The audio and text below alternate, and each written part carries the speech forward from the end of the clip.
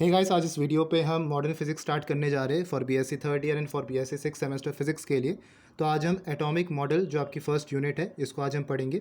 और जो आपका फर्स्ट टॉपिक है इसमें वो है थॉमसन एटॉमिक मॉडल, कि थॉमसन ने एटम के बारे में क्या चीज़ बताया था, कि एटम का शेप कैसा होता है, एटम का स्ट्रक्चर कैसा है, और आपका लाइट का एमिशन कैसे हो रहा है, इलेक्ट्रॉन्स आपके कैसे अरेंज है एटम पे।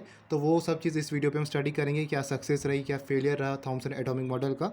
तो वो आज इस वीडियो पे हम पढ़ने वाले हैं, ठीक है।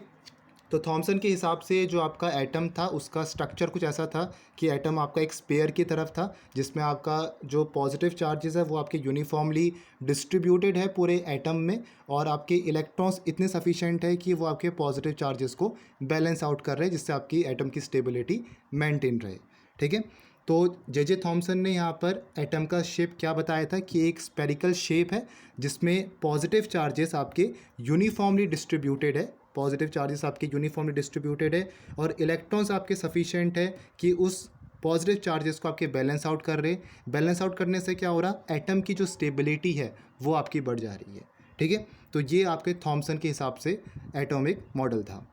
तो 1898 में Thomson suggested a model of the atom. He proposed that the atom was spherical in shape and that the positive charges were uniformly distributed in this pair of atomic dimension। उनके हिसाब से जो आपका एटम का shape था वो spherical shape का था, और जो पॉजिटिव चार्जेस है वो आपके यूनिफॉर्मली डिस्ट्रीब्यूटेड थे, उनकी यूनिफॉर्म डेंसिटी थी पूरे एटॉमिक डायमेंशंस में। The atom have just a sufficient number of electrons embedded within the atom to balance the positive charge, और इलेक्ट्रॉन्स सफिशिएंट थे कि वो पॉजिटिव चार्जेस को बैलेंस आउट कर सके, ठीक है। तो ये थॉमसन का एटम के बारे में ये चीज़ मानना था। अब यहाँ पर थॉमसन ने जो इलेक्ट्रॉन्स यहाँ पर अरेंज थे पूरे एटम पे, उन्होंने ये बताया था कि आपके सफिशिएंट इलेक्ट्रॉन्स है उस एटॉमिक डायमेंशंस पे। तो इलेक्ट्रॉन्स किस तरीके से अरेंज है उसके बारे में भी यहाँ पर थॉमसन ने डिटेल एक्सप्लेनेशन दिया था। तो लिखा है J Thomson was able to give details of arrangement of electrons ranging from 1 to 100 within the positive sphere. अब उनके अकॉर्डिंग क्या था कि इलेक्ट्रॉन सफिशिएंट है, कुछ ही इलेक्ट्रॉन्स आपके हैं, तो वो 1 to 100 इलेक्ट्रॉन्स के बारे में, जो इलेक्ट्रॉन्स का अरेंजमेंट है उस पूरे एटम में, उसके बारे में उन्होंने डिटेल एक्सप्लेनेशन दिया था कि इलेक्ट्रॉन्स किस किस तरीके से कैसे कैसे आपके एटम पे अरेंज किए गए हैं। तो पहले उन्होंने फर्स्ट इलेक्ट्रॉन, सिंगल इलेक्ट्रॉन के बारे में बताया, फिर जब आपके 2 इलेक्ट्रॉन होंगे एटम में वो कैसे अरेंज होंगे, 3 इलेक्ट्रॉन होंगे तो वो कैसे अरेंज होंगे, तो इसके बारे में उन्होंने डिटेल एक्सप्लेनेशन दिया था। तो लिखा है कि he argued that with a single electron like the hydrogen atom the electron must be situated at the centre.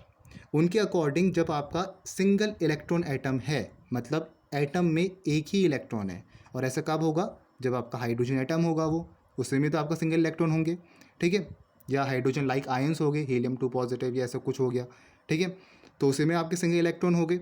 तो हाइड्रोजन एटम के केस में जब आपका सिंगल इलेक्ट्रॉन है तो वो सिंगल इलेक्ट्रॉन आपके उस एटम के सेंटर पे सिचुएटेड है। अगर ये आपके पास पूरा एटम है तो आपके जो इलेक्ट्रॉन है वो आपके सेंटर पे सिचुएटेड है। ये थॉमसन का मानना था सिंगल इलेक्ट्रॉन एटम के लिए, ठीक है। जब उन्होंने हीलियम एटम की बात करी, जब आपके 2 इलेक्ट्रॉन्स होंगे in the helium atom, the 2 electron must be situated systematically या symmetrically on opposite side of the centre at a distance equal to half the radius of the positive sphere. जब 2 electrons atom की बात रखी गई तो उनका ये मानना था कि जो आपके 2 इलेक्ट्रॉन हैं वो उस एटम के सेंटर के आसपास सिमेट्रिकली सिचुएटेड है। ये आपके पास पूरा एटम है, इसका सेंटर आपका ये हो गया मान के चलिए, तो 2 इलेक्ट्रॉन्स आपके सिमेट्रिकली सिचुएटेड है सेंटर के आसपास, और जो डिस्टेंस है वो आपके स्पेयर के रेडियस का आधा है। ये 2 इलेक्ट्रॉन एटम का, उसके लिए आपका थॉमसन का मानना था कि अगर आपके 2 इलेक्ट्रॉन है, 2 इलेक्ट्रॉन्स एटम है लाइक हीलियम एटम, तो 2 इलेक्ट्रॉन आपके सिमेट्रिकली सिचुएटेड होंगे around the centre of the atom, और उनके बीच में डिस्टेंस होगा वो आपके रेडियस का आधा होगा, ठीक है। यही चीज़ आपका लिखा है, in the helium atom the 2 electron must be situated systematically on opposite side of the centre at a distance equal to the half the radius of the positive sphere. 3 electron atom के लिए जब आपके 3 electron का atom है तो ऐसे case के लिए electron must be situated at the corners of a systematically placed equilateral triangle with sides equal to the radius of the sphere and so on. और जब आपके 3 इलेक्ट्रॉन एटम है उस वक्त आपके जो 3 इलेक्ट्रॉन हैं वो आपकी इक्विलेटरल ट्राइंगल के कॉर्नर्स पे होंगे। अगर आपके 3 इलेक्ट्रॉन एटम है या एटम में आपके 3 ही इलेक्ट्रॉन प्रेजेंट है तो वो 3 इलेक्ट्रॉन आपके सिमेट्रिकली सिस्टमेटिकली आपके 3 कॉर्नर्स पे जो आपके इक्वेटर ट्रायंगल के 3 कॉर्नर्स है वहाँ पर आपके सिचुएटेड होंगे। थॉमसन का आपका ये मानना था। ऐसे ही उन्होंने 100 इलेक्ट्रॉन्स तक के बारे में बताया कि किस किस तरीके से वो अरेंज होंगे। तो ये उन्होंने डिटेल एक्सप्लेनेशन दिया था इलेक्ट्रॉन्स के अरेंजमेंट के बारे में ऑन द एटॉमिक डायमेंशन पे या एटम पे। ठीक है, अब नेक्स्ट बात आती है आपकी लाइट एमिशन की, emission of light. Emission of light को भी उन्होंने अकाउंट पे लिया। उनके अकॉर्डिंग इलेक्ट्रॉन अपनी मेन पोजीशन के आसपास वाइब्रेट करेगा या ऑस्किलेट करेगा और तब यहाँ पर लाइट का एमिशन होगा, तब यहाँ पर रेडिएट एमिशन यहाँ पर आपकी यहाँ पर एमिशन का आपका यहाँ पर रेडिएशन होगा। ठीक है, तो लिखा in order to account for the emission of light the electron were allowed to oscillate और vibrate about their mean position. Since the electron is a charged particle, electron आपका एक चार्ज पार्टिकल है तो वो रेडिएट करेगा energy को while vibrating, और जो उसकी फ्रीक्वेंसी होगी एमिटेड रेडिएशन की वो इक्वल होने वाली है इलेक्ट्रॉन के जब आपका वाइब्रेट नहीं कर रहा है। तो लिखा है since the electron is a charge particle it should radiate energy while vibrating and the frequency of the emitted radiation should be equal to that of the electron। तो जब उन्होंने यहाँ पर लाइट एमिशन को अकाउंट पे लिया कि light आपकी किस तरीके से एमिट कर रही है इलेक्ट्रॉन से, तो इलेक्ट्रॉन अपनी मेन पोजीशन के आसपास वाइब्रेट कर रहा है या ऑस्किलेट कर रहा है। तो जब आपका वाइब्रेट कर रहा है ऑस्किलेट कर रहा है इलेक्ट्रॉन एक चार्ज पार्टिकल है तो वो एनर्जी को रेडिएट करेगा वाइल वाइब्रेटिंग या वाइल ऑस्किलेटिंग। तो जब आपका वो रेडिएट करेगा वाइब्रेट करेगा तो जो फ्रीक्वेंसी होगी उस रेडिएशन की, जो आपकी रेडिएशन एमिट कर रही है उस इलेक्ट्रॉन में से जब वो वाइब्रेट कर रहा है तो जो फ्रीक्वेंसी होगी वो इलेक्ट्रॉन की फ्रीक्वेंसी की इक्वल होगी जब आपको वाइब्रेट नहीं कर रहा है। समझ में आ रहा है? मतलब जब वो आपका वाइब्रेट कर रहा है मेन पोजीशन के उस समय जो रेडिएशन की आपकी फ्रीक्वेंसी है वो सेम है जो आपकी इलेक्ट्रॉन की फ्रीक्वेंसी है जब वो आपका वाइब्रेट नहीं करेगा। तो in case of hydrogen atom it should give rise to a spectral line of about 1400 angstrom. तो हाइड्रोजन एटम के केस में थॉमसन के अकॉर्डिंग वो आपको एक स्पेक्ट्रल लाइन आपको मिलेगी अराउंड 14,000 एंगस्ट्रॉम के आसपास, और ये एक्सपेरिमेंटली ये वेरीफाई भी हुआ है कि आपका हाइड्रोजन स्पेक्ट्रम में आपको 1400 एंगस्ट्रॉम के आसपास आपको स्पेक्ट्रल लाइन मिलती है। ठीक है, तो in case of hydrogen atom it should give rise to a spectral line of about 1400 angstrom which was actually observed in the hydrogen spectrum। जब कोई लाइट आपकी एमिट नहीं हो रही है उस समय आपका इलेक्ट्रॉन रेस्ट पे माना गया था by J Thomson. When no light was being emitted the electron were suppose to be at rest. तो ये पूरा थ्योरी जो ये चीज़ बताई थी ये लाइट एमिशन के बारे में थॉमसन ने बताया था। ठीक है, तो इससे हमें यहाँ पर क्या पता चल रहा है कि थॉमसन का सक्सेस क्या था।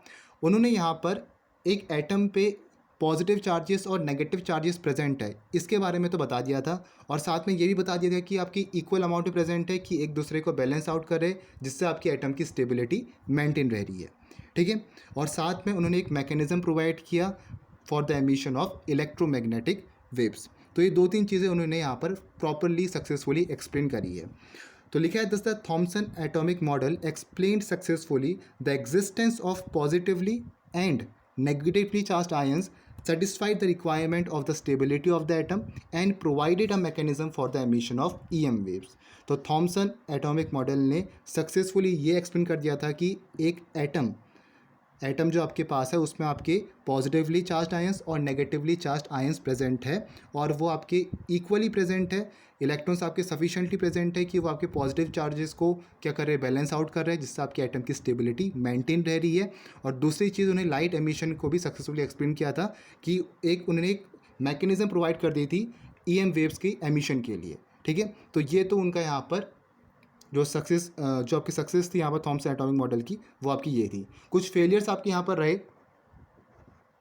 फेलियर्स क्या रहे यहाँ पर देखो, फेलियर्स के बारे में यहाँ पर डिस्कस कर रहे हैं हम। थॉमसन एटॉमिक मॉडल के अकॉर्डिंग हाइड्रोजन आपको एक सिंगल स्पेक्ट्रल लाइन ही देगा। जो आपका हाइड्रोजन एटम है थॉमसन के अकॉर्डिंग क्या था कि आपको एक सिंगल स्पेक्ट्रल लाइन दे रहा है, लेकिन एक्सपेरिमेंटली आपका ऑब्जर्व किया गया कि हाइड्रोजन स्पेक्ट्रम में हमें सेवरल सीरीज़ मिलती है, Lyman, Balmer, Paschen, Pfund series, Brackett series ये आपने स्टडी भी कर रखा। तो हमें पता है कि डिफरेंट सीरीज़ हमें मिलती है हाइड्रोजन स्पेक्ट्रम पे और उसमें सेवरल लाइन्स मिलती है हर एक सीरीज़ पे। तो ये आपका यहाँ पर चीज़ गलत थी थॉमसन एटॉमिक मॉडल की। उन्होंने कहा था कि आपके हाइड्रोजन स्पेक्ट्रम में आपको एक सिंगल स्पेक्ट्रल लाइन मिलेगी अराउंड 1400 एंगस्ट्रॉम, लेकिन ऐसा नहीं था। आपको सेवरल सीरीज़ मिलती है हाइड्रोजन स्पेक्ट्रम में, लायमन, बाल्मर ये सब, और हर एक सीरीज़ में आपके क्या है, सेवरल लाइंस प्रेजेंट है। ठीक है, तो पहला आपका फेलियर ये था, according to this model hydrogen can give rise to a single spectral line while experimentally it was observed that the hydrogen spectrum contained several series with the several lines in each series, हर एक series में आपके several lines present है। तो सबसे पहला flaw आपका Thomson atomic model का ये था।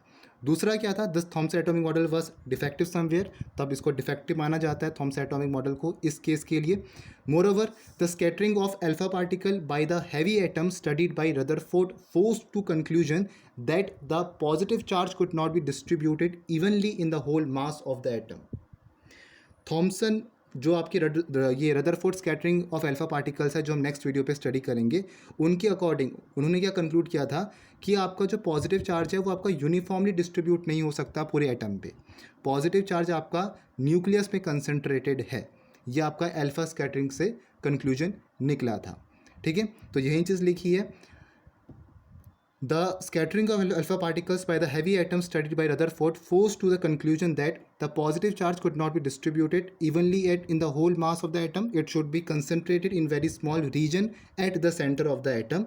This led to the idea of another model known as nuclear atomic model, जो रदरफोर्ड एटॉमिक मॉडल भी जिसको हम कहते हैं। ठीक है, तो मेन दो फेलियर क्या थे, सबसे पहला था कि हाइड्रोजन का एक सिंगल स्पेक्ट्रल लाइन नहीं होती है, डिफरेंट डिफरेंट सीरीज में आपकी अलग अलग लाइंस आपको मिलती है। दूसरा क्या था आपका फ्लॉ, दूसरा फेलियर क्या था कि रदरफोर्ड के अकॉर्डिंग क्या था कि आपका जो पॉजिटिव चार्ज है वो यूनिफॉर्मली डिस्ट्रीब्यूटेड नहीं है पूरे आपके एटम पे, वो आपका कंसंट्रेटेड है न्यूक्लियस पे और आपके इलेक्ट्रॉन्स उसके आसपास है। ये रदरफोर्ड का मानना था बाय अल्फा स्कैटरिंग, जो हम नेक्स्ट वीडियो पे देखेंगे। लेकिन थॉमसन क्या कहता था कि थॉमसन ने कहा था कि आपके जो पॉजिटिव चार्ज है वो यूनिफॉर्मली डिस्ट्रीब्यूटेड है, उनकी यूनिफॉर्म डेंसिटी है पूरे एटॉमिक डायमेंशंस पे, तो उनका ये चीज़ यहाँ पर मानना गलत था। ठीक है, तो ये दो मेन फेलियर्स थे। अगर फेलियर्स आए तो आपको यहाँ पर लिखने, नहीं भी आए, अगर खाली आपका थॉमसन एटॉमिक मॉडल के बारे में आया फिर भी आपको फेलियर्स सक्सेस दोनों आपको यहाँ पर लिखनी है विद प्रॉपर डायग्राम।